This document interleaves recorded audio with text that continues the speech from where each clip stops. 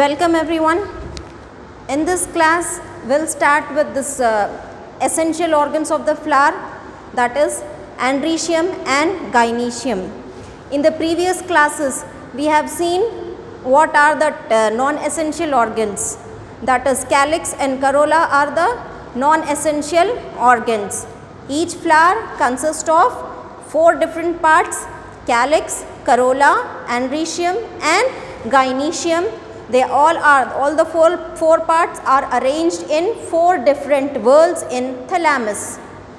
Okay, calyx and corolla, they are called as non-essential, or they are also called as accessory parts. Whereas androecium and gynoecium, this calyx and corolla, they are the non-essential. These two are the non-essential or accessory. They are called as the accessory parts of the flower. Now we will move on to the reproductive part of the flower. Reproductive parts of the flower, that is the reproductive parts in a flower are androecium and gynoecium. Androecium and gynoecium, they are the reproductive organs of the flower. They help in the process of reproduction. They are also called as essential organs. They are also called as essential organs. So today we will see in detail about the male, that is reproductive organ. Male reproductive organ, androecium. Male reproductive organ, androecium. Here this androecium is composed of stamens. Androecium is composed of stamens, like we have seen in calyx and corolla.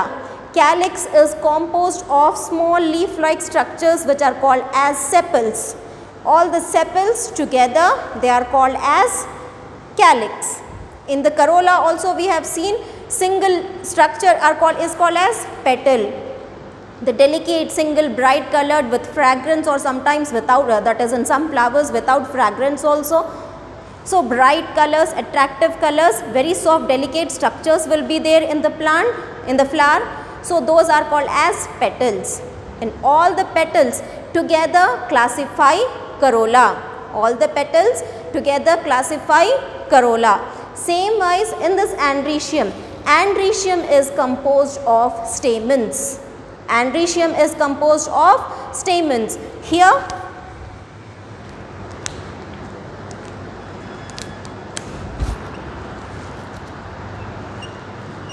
this is the structure of stamen. Here each stamen consists of a tube-like structure. This is called as filament. Each structure, that is each stamen, consists of a tube-like structure. This tube-like structure is called as very thin filament tube, that is filament-like structure. It is called as very thin structure, tube-like structure.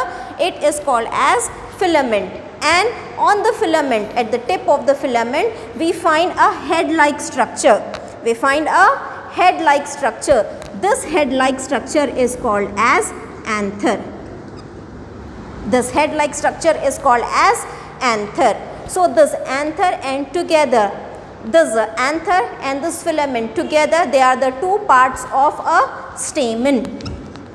They are the 2 parts of stamen. This is the structure of stamen. Each stamen consists of 2 parts. One is the tube-like structure, long tube-like structure, that is called as filament, and another is a head which is called as anther. So this together, the anther and filament together is called as stamen. So this is one stamen. So like this, in each flower more than one stamen will be present. It can be 5, it can be 6, it can be 10, it depends. So number of stamens will be varying in various flowers. So all the stamens together is called as androecium. All the stamens together is called as androecium. This is the male reproductive organ. Male reproductive organ. Androecium is the male reproductive organ. It consists of it is composed of stamens. This is the single stamen. So like this, if we see on this thalamus, this is the thalamus, that is the pedicel. The swollen part of the pedicel is called as thalamus. On this thalamus now we have this leaf-like structures, that is the sepal. And here, from here, this bright colored structures will be coming out. So this bright color structures are called as corolla, that is petals. All the petals together, corolla. All the sepals together, calyx. And here we find the structures like this. Third one, we find structures like this. So these are the stamens. These are the stamens. This is one single stamen. So like this, stamens will be present in multiple, so that is, the stamen will be present. It can be 5, it can be 6, it can be 10. So it depends on the flower. So but all the stamens together is called as, all the stamen together is called as androecium. The single structure is stamen. The single structure is stamen, and all the stamens together is called as androecium, and this is the male reproductive organ. This is the male reproductive organ. Here stamen consists of two parts, that is head-like structure which is called as anther, and a tube-like structure which is called as the filament. Here on this anther is bilobed in most of the commonly found, that is the common one. In most of this now, the anther is bilobed. It is having two lobes. Head-like structure is divided, that is having two lobes. This is one lobe and this is another lobe. The anther in most of the flower is bilobed. In few flowers, that is, it is single also, that is only one lobe will be there. So but most of the flowers are, that is the anther are bilobed. In most of the flowers the anther is bilobed, that is it consists of two lobes. So anther is bilobed. Filament, anther which is having two lobes, and in these two lobes now, here in these two lobes, two pollen sacs are present. Sac-like structures are present. Inside the lobes, sac-like structures. For example, this is one lobe, this is another lobe, and this is the filament. This is the filament. So inside these now, inside this inside the lobes, two sac-like structures are present. This is one and this is one. This is one and this is one. Inside these lobes, sac-like structures are present. These are called as pollen sacs. Inside the bilobed anthers, two sac-like structures are present, and that structure is called as pollen sacs. And inside these pollen sacs, pollen grains are produced. Pollen grains are produced. Inside this pollen sacs, pollen grains are produced. So these pollen grains are nothing but male gametophyte. These pollen grains are nothing but male gametophyte. It produces male gametes. Pollen grains produces male gametes. So each filament consists of two parts, that is each stamen consists of two parts, filament and anther. Inside this anther, two lobes are present. So that is why the anther is called as bilobed, that is two. Bi means two. Lobe, two lobes are present, and inside each lobe two sac-like structures are present which are called as pollen sacs. The sac-like structures are called as pollen sacs, and inside this pollen sacs only male gametophytes, that is pollen grains, are produced. Pollen grains are produced which produces male gametes. These pollen grains produces male gametes.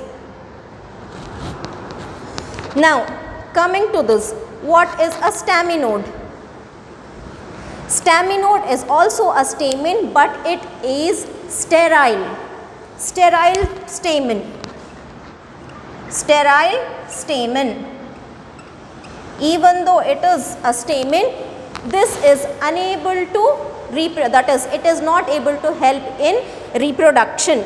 It is not able to help in reproduction. It is sterile. Fertile means the ones who will be able to reproduce, and sterile, they are unable to reproduce. So a sterile stamen, the stamen which is unable to help in reproduction, in producing new organisms. So that is called as what? A staminode. Staminode is nothing but a sterile stamen. Normal fertile, they are called as the stamens. But if the stamen is sterile, unable to reproduce, unable to help in reproduction, then that stamen is called as a staminode. That stamen is called as staminode. Now coming to this, here epipetalis. Stamens can be epipetalis. Epipetalis means stamens, if the stamens are attached to petals. Stamens are attached to petals. First word, the outer wall is the calyx. Next is the petals, that is corolla. If this if the stamen is attached, to this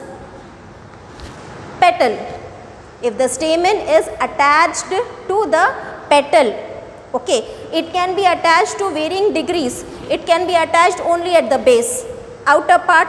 For example, this is the petal and this is the stamen. At only this part is attached. This petal and this lower part of the stamen is attached. Okay, it can be attached, or it can be attached to half, or it can be attached to maximum full. Okay, so this stamens can be attached to the petals. If the stamens are attached to the petals, then that condition is called as epipetalis. That condition is called as epipetalis. Epipetalis means stamens will be attached, fused with the petals. Stamens will be fused with the petals. So such condition is called as epipetalis. Petalis is petals. If the stamens are attached to petals, then it is called as, that condition is called as epipetalis. Okay, and next is epiphyllous. Epiphyllous. Phyllis means here in we have perianth. We have learned the word perianth. What does perianth means? Perianth. Perianth is the term which is given to a flower in which androecium and gynoecium are not, perianth is a term which is given to a flower in which calyx and corolla are not distinct. They are not separate, we cannot separate them. Here calyx is separate, corolla is separate, but in few flowers we cannot differentiate between calyx and corolla. So such flowers, they are called as what? Perianth. If it is attached to petals, here petals and sepals are separate now. So if it is attached to petals, then it is epipetalis. In some flowers, that is example in lily. We have perianth. Calyx and corolla are not separate. If the stamens are attached to perianth, if the stamens are attached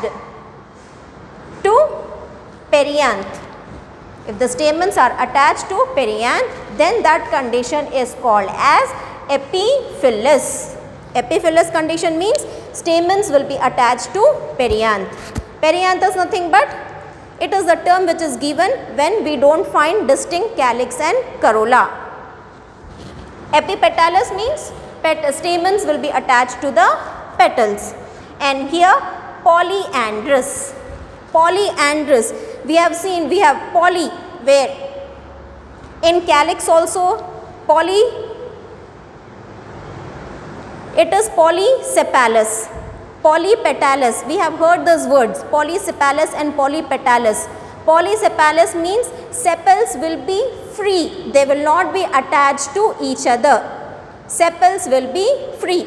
So these are the sepals. For example, this is one leaf-like structure, this is one leaf-like structure, this is one leaf-like structure. All of them are free. Okay. So if the condition is like this, if all the sepals are free, then it is called as polysepalous. But if all the sepals are fused, then it is called as gamosepalous. In the similar manner, if the stamens are free, not attached to any of the other floral part, if the stamens are free, not attached to any of the floral part, then that condition is called as polyandrous. That condition is called as polyandrous, that is stamens are free. Stamens are free. If the stamens are free, then that condition is called as polyandrous. If the stamens are attached to perianth, then that condition is called as epiphyllous. And if the stamens are attached to petals, then that condition is called as epipetalous. That condition is called as epipetalous. Now coming to this. So stamens, I said you, stamens will be present in different numbers in different flowers. So sometimes what happens is all the stamens will be together in one bundle. All the stamens will be together in one bundle itself. So such type is called as monoadelphous. Mono means one. Adelphous is one bundle. If all the stamens are present in one bundle, okay, then that condition is called as monoadelphous. That condition is called as monoadelphous.